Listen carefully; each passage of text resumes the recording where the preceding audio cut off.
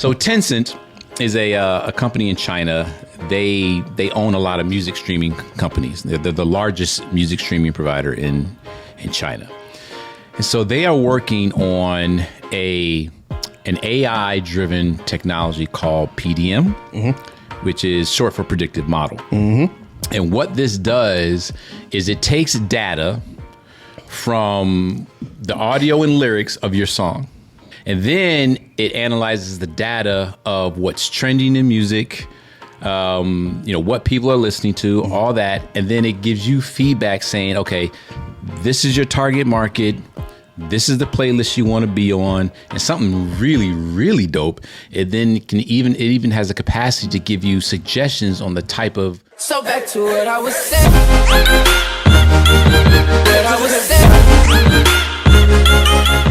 What's up, friends, family, and fans? It is I, Stone Stafford, and welcome to L.I.F.E podcast. This is where we listen and inspire friends in entertainment. And everywhere. Because life be happening to everyone. Life be lifing. Just make sure it's lifing on your own terms. Again, I am Stone Stafford with my ride or die. Johnny Vaughn. I love that you said that, though. What? The lifing on your own terms. Hey, man. I'm going to keep faking the funk. I'm going to say it till I make it. You either going to be life's bia or life's going to be your bia. There you go. So that's what I prefer. Yeah. What a do. I love that meme. There was like this guy talking to Jesus, said, yo, God. God said, what a do. Yo, so check this out. So listen, we're going to talk about something that's coming to fruition right now that a lot of you music creators are going to love in the light of all that's going on right now.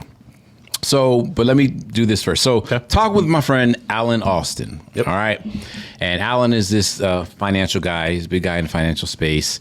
And without getting into too much proprietary stuff, that's a big word, proprietary. Proprietary means especially and uniquely made for a certain entity, and no one else can claim its creation. Which I love definitions that got more words in it. Yeah, that's the hood definition. But that's what it means, proprietary. Okay. So, he has a proprietary software that has, at this point, extremely accurately predicted the stock market. Okay. Now, look, I get it. Everyone says that. Everyone's like, oh, I know how to do it. And then everyone says it's impossible. And look, I said extremely accurate. I didn't say it nails 100% of the time. But the percentage is extremely high. So much so that, just in the beginning part, some of the returns, SEC knocked on the door. Like, that's how accurate it was, because they're like, okay, something's wrong here. How you doing this? There's too much return, or returns are too high and too consistent. That's what you want, though. I mean, you don't want to get sued, but you want to ask questions. That's what you want, right? Exactly. So predictability, right? If you can predict what's going to happen out here, you would love that. So we would love to predict. And as music creators, I would love to know that a song that I'm writing, I would like to know that people are going to buy it, right? In the days where, I guess labels still do it. But remember listening parties? Yeah. I just belt. Sorry if y'all heard that on the mic. He's doing the radio too. Editing. Yeah, I researched that. Remember listening parties, right? Yeah. So, in those of you outside of the entertainment industry, listening parties were when you had an artist and you put all these songs together that you were considering for the album, and usually you invite consumers from all walks of life, because you wanted different viewpoints and perspectives, and you would play these songs, and the viewers would comment what they like, what they didn't like, and they elaborate, right? And you're doing that to try to make an educated risk on the music you're putting out, and hopefully that people will like it and buy it. So Tencent is a Chinese company. We need to pay attention in technology, how much we're talking about China and how much the name China comes up. It's always though. It's always up. Something to pay attention to. But that's a sidebar. So Tencent is a company in China. They own a lot of music streaming companies. They're the largest music streaming provider in China. And so they are working on an AI-driven technology called PDM, which is short for Predictive Model. And what this does is it takes data from the audio and lyrics of your song.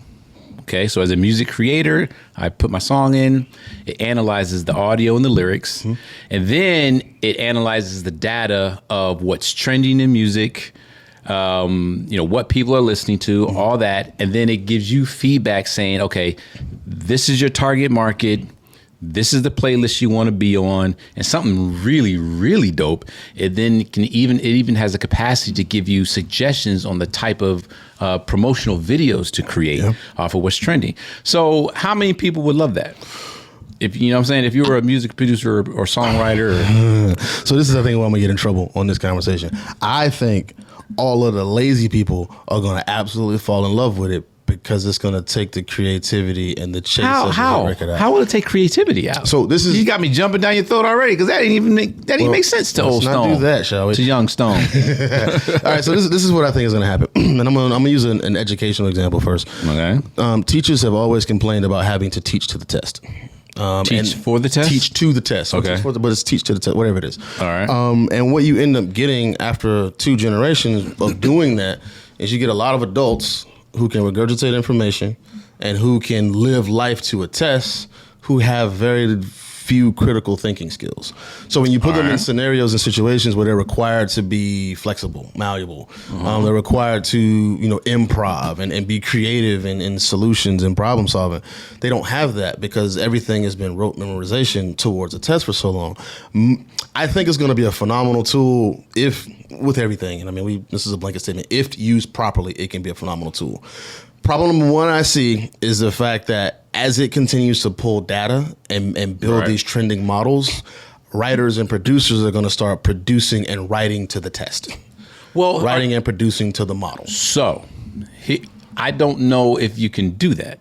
Okay. Because the model isn't like a standard. The model is going off of what's happening now. Exactly. So, which is always changing. So, if is it's it always, though, and this is my thing. Is it though? All you got to do is go on Google Trends, and that crap changes literally every hour. And that's what the model is pulling off of. So the songs themselves changed. For a long time, it was 2021 through the first half of 2023. It was 60% of the songs were in the same key.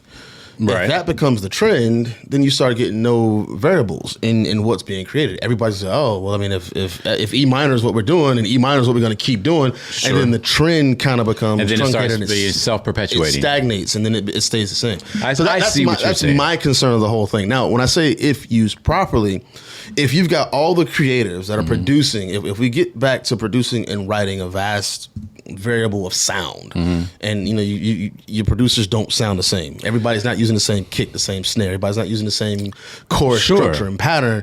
And then you have a variable that's being brought into the model. Then you've got some variance, and then it can deviate. I think that's going to happen anyway. Because think about it right now. Right now, we have that very problem. Every rapper that comes out now, 8.5 out of all 10 of them sound exactly the same. Right. So we have that problem now. Yeah. But you still have rappers out of there that are doing their own thing and sounding different and trying to bend the genre. So my that's going to be out there anyway. And the PDM algorithm takes account of all of that. And that's what I want to. So, because the thing that I've seen, and I'm not saying it won't be corrected, but the thing I'm saying with AI now is that a lot of the learned data gets pulled from what the most popular data is. Now, it can sift through and search that.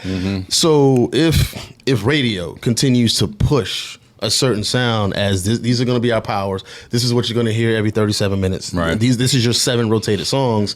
If that's what the algorithm is going to have to pull from to build this information, then it's going to be skewed towards that. Now, if it weights everything fairly, if everything gets put in there and it's anything submitted by your record labels is getting rated the same as your SoundCloud artist, or by the artist, directly. That's the thing. Exactly. Yeah, that's where my faith is. Okay, is because this isn't a content creator driven market now. Right. It's not the labels don't set the standards anymore. The radios are only the gatekeepers just because radio still has the vast amount of reach in the shortest amount of time. But that's it. They don't decide necessarily what's hits anymore. So the power truly is in the hands of the people. Sure. And I think as long as that continues to be, then the variety of data resources are going to be there for PDM to draw off of. I think it's possible. Yeah. The one thing that we've talked about continuously is, sure, the power is with the people, but do we trust the people with that power? Because I mean, if the people continue to fall back on what's safe, I mean, we had that run. We have it with every time you get a new set of 4 hot producers. Every artist will come out and they'll say, "I need a hit that's like that. Right. I need that record. I need one of those." And that's been like that for always. So if we continue to do that. Again, I think the weighting of the data is what's going to be most important. And I don't know who's at Tencent. I don't know how they're going to structure the algorithm. I know China is. You've got the TikTok ban thing that's still on the surface because of how information is disseminated and how it's controlled and where. So their coders and their programmers are going to be the ones that dictate until the AI becomes fully self-functioning. Right. I mean, in the beginning, it's really only going to be available to like streamers and distributors. Right. In the beginning. So I'm sure there'll be a little testing phase where that's concerned. Of course. But how much of that lingers though once it leaves beta? Well, the thing is too, don't think that not ByteDance, but Tencent is going to be the only people that do it. Right now the model's proprietary. That's what I was about to say. How long is proprietary now? Are they talking about licensing it out for anybody else to be able to do it? I don't know, but somebody's going to copy. Sure. Right. All you have to do is change one aspect of it to make it a new thing. So that part will happen for sure. Yeah. I just think the reason why I think it's great is because it's what we do now. Yeah. It's what we do now. Like as an artist to have a song and be like, okay, it's going to tell me how popular the song is going to be because it's going to, gauge it against other stuff. It's going to say, okay, this is your target audience. This is the best kind of playlist to put it on. I mean, we do this stuff now. It takes forever. It does. Yeah. Because you have to sit there and listen to hours and hours. You know what I'm saying? This is like, hey, I got it all for you. That just takes me back to my Drift City days with Ian. That's what he made me do. Drift City. That was my job. Sitting there. Oh my gosh, what a flash. that was what a time that was. And how many records I listened to looking for hits. Man. But so y'all mean to tell me y'all wouldn't like something like that? Where if you created a song, put it out there, and then this technology comes back and says, Absolutely. okay, this is the playlist you want to put it on. And what I like is for it to come back with, this song rates on the bottom 1% of what's happening right now. right. Because I'm the human version of that. J-Dub, he's a producer. He was one of Puffy's hitmen. Did Faith Evans and all that stuff, right? He was here the other night, and him and Tosh were in the room, and they got me on the phone, and J-Dub was like, Stone, man, you gotta hear this. I gotta play it for you. And he told me, I gotta play it for Stone, because Stone will tell me the truth. So everyone says that about me. Yeah. Everyone says that Stone's gonna tell you the truth. And it's not that I on purpose try to knock stuff down. That's not it. It's just that I don't spoon feed you of course the BS or the fluff just to make the atmosphere comfortable. You know what I mean? So, and people appreciate that. So now you have an unbiased technology that can do that and be like, this is not hot. You are whack. You probably shouldn't be doing music. You know what I'm saying? What? I don't disagree that, like I said, I think a lot of ladies people are going to love it. Top line creators are going to love it too because of the instant feedback that it will provide because of everything that's plugged into it. We've had these conversations about how much music is being generated. Labels, but go ahead. Well, I mean, sure. I mean, labels are going to jump all over this thing. Yeah. But when we talk about the creative process in general, from the production aspect that's starting to happen with some AI stuff now, to lyrics that are starting to happen with AI stuff now, how much of this entire pipeline do we want to trust to AI? At one point, it's going to be dictating what happens musically. Like if AI is taking the singles and it's it's the one that's it's scanning and processing and giving you all of the data. But it also, AI is what created the music. And if these AI... now you're talking about AI creating the music? Which we know happens. It's happening. Right? If those APIs are patched into each other, then you've got AI that's literally dictating what happens with the whole process of music. It's creating it. It's writing the lyrics. It's telling itself what the hit songs are. And like y'all be doing in your bedroom. Y'all, this is fire. This is fire. Looking in the mirror. Do you like this? Y'all like this. So that's my devil's advocate kind of argument when I think about, like, I'm cool with it from a creative aspect.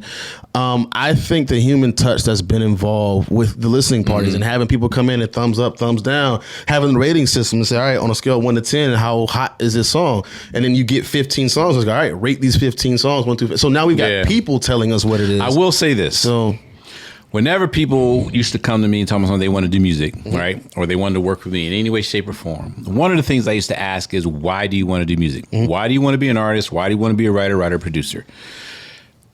A lot of times, especially with the artists, I just want to get my music out there to the world. Da, da, da. I said, well, you don't need me for that, right? Just go write your music, put it out. It's out there to the world. Mission accomplished. Move on. You got to, well, I want to be popular. Well, put it out there. Go rob a bank. Now you're popular and your music's out there, right? So learn to be specific with your dreams, people. Right. So, but then I know what they're getting at, right? I want to make a living. I want to blah. Okay, well now you're talking about commerce. Yeah. Now you have to become business minded. Now there are things about this game you have to do and you have to think about. So what I'm saying is there's always going to be those two crowds. Ones that do the music for the love of the music. Right. There are literally people out there that do music, do shows, record, and they're not trying to make it in the music business. They're not. They just enjoy it. I will say this. In this age of PDM and whatever Tencent's doing, and as that grows, I think those people, the ones that do it just for the love of the music, will be the saviors of this thing becoming, what's the word I just said? Self-replicating, but anyway, self-perpetuating. Okay. Because they're always going to be putting out stuff that's just different and new and fresh and to the left, right? Yeah. Keeping the field balanced. Those that are trying to make it in music, those are the ones that are first to copycat. Sure. You know what I mean? So, and that's going to be the thing that drives the data to cause this thing to become self-perpetuating. And if that happens, that's what I hope happens. Right. I mean, I was just sharing my concerns based off of what we're kind of seeing happen with stuff now. And then, what could potentially happen if we get the Skynet scenario, not necessarily Skynet wanting to destroy the earth, but if it says, I'm going to take over the music industry because you mortals don't know what you're doing. Oh my God. And then now, what does music become if it tells us we're doing it wrong? Exactly. Wow. So that's it. I'm hoping that the balance is across the board, not just artist specific, but I mean genre comparisons. I mean, because when you start blurring the lines, you can start to. I mean, that's what people do anyway. When you start taking rap artists on tour with country artists as opening acts, so they can introduce them to something they haven't heard, so they do those crossover records. If the data starts to become blurred and the data's crossed over and it's not just, Hot 100 R&B records, Hot 100 country. I mean, you get the Hot 100 chart that has everything still skewed heavily pop. But the beautiful thing about the word trending is, as we touched on before, how often those trends can variable. So if you want to look at it from a macro view, then sure, I can see where one trend can kind of just rule everything for a while. But if you look at it as a micro view, when you run that algorithm on that day when it just happens that somebody with the weird music, everyone's feeling that thing, and that's going to affect it too. Exactly. It has a way of balancing itself. It really, really does. So honestly, my curiosity is I want to know what you guys think about it. If you think this is a good thing, do you think it's something that could ruin music, or how would you use it? Would you use it as a cheat code? And now it's like, all right, let me put out there because I know what's trending. Let me just make what's trending. Or are you going to stay true to your creative self?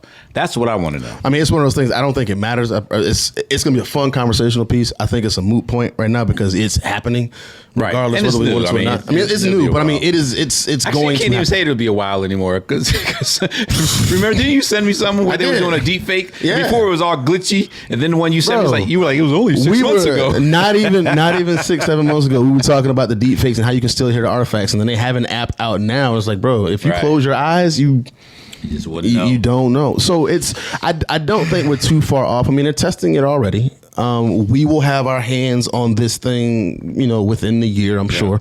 And I'm guaranteeing it within 2 years, it will be affecting chart placements. I mean, there's no doubt about it. We got to do a futuristic episode, where music and technology and all that stuff, because now we're farming babies now. We got that's a whole other thing. Lee and Leslie have to be on that I can't remember that movie. The Island was similar to that movie, The Island. But anyway, that's what we're going to talk about. But feedback. I honestly want to know what you guys feel about this new technology that Tencent's coming up with.